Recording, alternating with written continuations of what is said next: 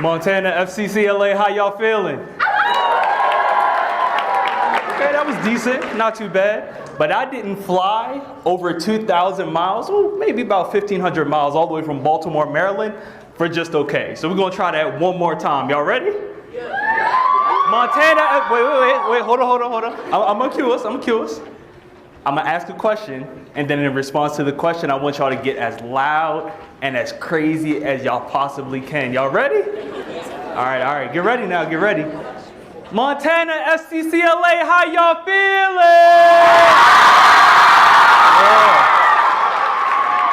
Yeah, that's what I'm talking about. Now, I love to start my keynotes with a question.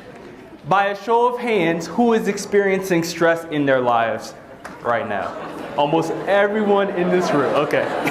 I should have known the answer to that question. All right. So, I always like to learn a little bit more about my audience before I dive deeply into my message.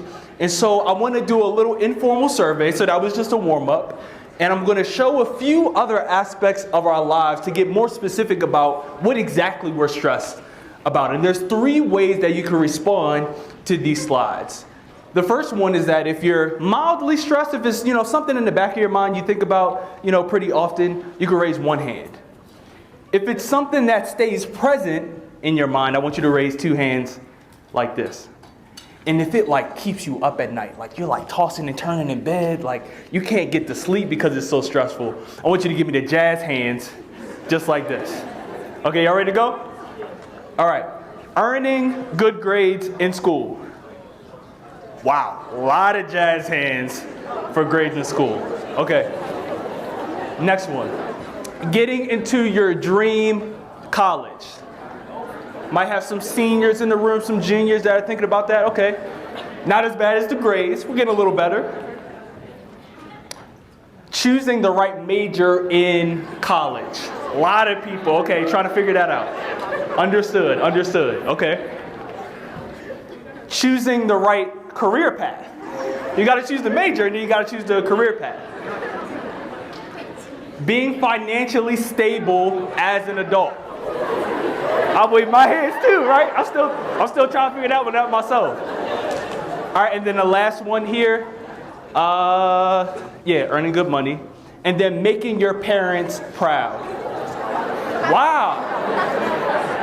Okay, so that was actually fascinating to me, because those are the most jazz hands that I've ever received from make parents proud. So I might have to spend an extra minute on that slide. But I appreciate you all sharing that. And the reason why I shared these couple of slides is that this is the usual progression of what it means to be like a successful adult, right? And if we work backward from this, in order to make our parents proud, they have to know that we're safe, that we have a good job, that we have healthy relationships around us. And usually being sustainable financially is the pathway to that, right? It gives us access to the people that we prefer to be around, right? It gives us access to the cities that provide, comfort and safety and, all these different things. But in order to get those things, we have to choose a career path that leads to financial stability. A lot of us, are thinking about these things. But in order to find a career path that is financially stable, we have to choose the right major. And then depending on the school, some schools have some majors and some schools don't have those same majors. And so we have to choose the right school. A lot of us have an ideal dream school that we want to get into. And then we need the good grades to get into the school, right? So if you're following me, there's a chain of events that usually needs to happen. And as we've seen in the brief survey that I did with you all, very informal, each of these phases of life cause us stress at some point. And what I've realized is that if we don't unpack the things that cause us stress in these different environments, we can find ourselves stressed and burned out literally for the rest of our lives. You saw me give the jazz hands for financial stability. There are grown adults that have challenges with that, right? And so what can we do now as young people, as high schoolers, in order to unpack, again, the stress points, but still be successful in these areas? And so I feel like this is an appropriate time to talk about my story. I actually have a lot of experience with career technical student organizations. When I was in high school, I competed in an organization called Future Business Leaders of America. I know some of y'all are trying to squint and see that photo at the top left corner. I'm the third person from the right. And this is at the FBLA National Leadership Conference, where in my senior year, I placed 7th in the nation in the Public Speaking 2 competition in Future Business Leaders of America. But it didn't start so, y'all could clap. That would be awesome. I won't deny it, right? I appreciate that. But it didn't start so rosy. I actually want to take you back to, again, my senior year. I only competed in FBLA for 1 year.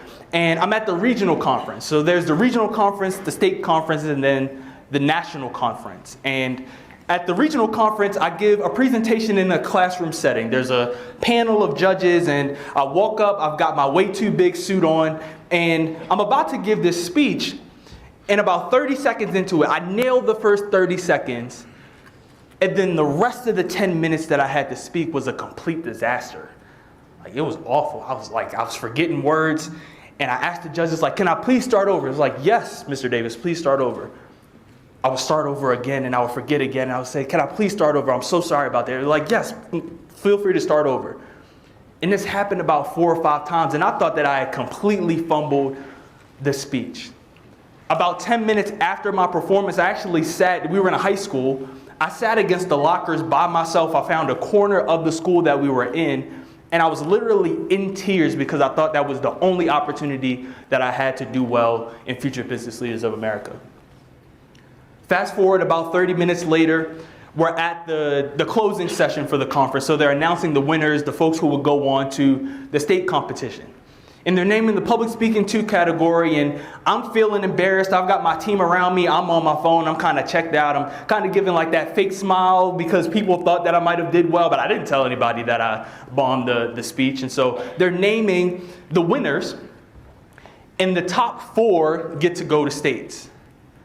The third person is announced, and then they say, in 4th place, Jordan Davis. And I'm like, Jordan Davis? Is there another Jordan Davis in the room? But they saw something in that presentation that thought that I might be able to compete at states. And so I tore that speech up.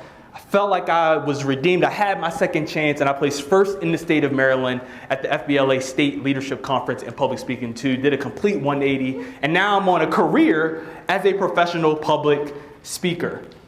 And so if I had to take a little anecdote from that story back from 2017, it would be that do not define yourself by what happens at these conferences. These conferences can be completely powerful, transformative. Obviously, it transformed my life. It put me on an entire career path. But know that your value exists outside of this conference as well. And this is a learning experience and a learning opportunity for everybody. I'm going to fast forward to this cool photo of me in the middle. This was me in Budapest, Hungary. I met my girlfriend Lauren in 2018. She said, Jordan, I'm studying abroad. I'm going with you or without you. It's your choice. And I was like, wow, okay, I guess I'm going then. I didn't see myself living in Central Europe for a couple of months, but I guess I'm gonna go ahead and do that. And so I had an amazing time at McDaniel College, a small liberal arts school in about 45 minutes from Baltimore, Maryland. Unfortunately, we got called back early because of the COVID-19 pandemic. I only spent about a month and a half in Budapest, but really transformative experience for me. And then once I graduated from undergrad, I enrolled in a master's degree program at Georgetown University in Washington, D.C. And I pursued a degree in learning, design, and technology. When I explain to people what I do in my career, my shorthand for that is that I teach teachers how to teach. And I don't just work with K through 12 teachers, but I also work with college professors to try to bestow upon them some of the communication skills and the engagement strategies that I use to be a compelling speaker, to tell compelling stories in the classroom about what they're trying to teach their young people. And then I also do really cool stuff like this, right? So I go back to CTSOs, and I love this conference environment because I was literally just in your shoes a couple of years ago. This is a photo from 2024 at the Maryland FBLA State Leadership Conference, the very same conference that 7 years prior put me in this exact position.